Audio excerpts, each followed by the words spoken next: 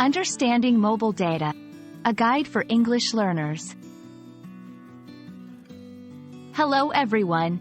In today's video, we're going to explore the meaning of mobile data. This is a commonly used term in our daily lives, especially when we talk about smartphones and internet connectivity. Whether you're a beginner or advanced English learner, understanding such terms is key to improving your language skills. So, let's dive in. Mobile data refers to the internet connectivity provided by your mobile network operator. Unlike Wi-Fi, which requires a fixed physical connection, mobile data allows you to access the internet on the go.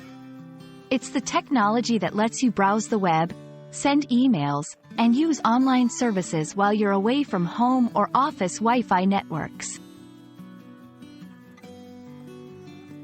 Mobile data works through a network of cell towers. Your smartphone communicates with these towers, allowing you to send and receive data over the air. The strength and speed of your mobile data connection can depend on factors like your location, the number of users on the network, and the type of technology your mobile operator uses.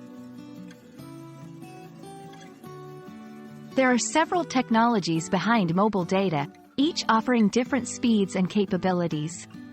The most common are 2G, second generation, the oldest, slowest form of mobile data. 3G, third generation, faster than 2G. 3G supports more data-heavy activities. 4G, fourth generation, currently the most widespread. 4G offers high-speed internet access. 5G, fifth generation, the latest and fastest. 5G is still being rolled out in many areas. Understanding how to manage your mobile data is important to avoid overuse charges. Most smartphones have settings that let you track your data usage. You can also choose to restrict background data for certain apps or switch to Wi-Fi when it's available to save your mobile data. I hope this video has helped you understand what mobile data is and how it works. Remember, knowing such terms not only enhances your English vocabulary but also helps you navigate the digital world more confidently. Thanks for watching, and see you in our next video.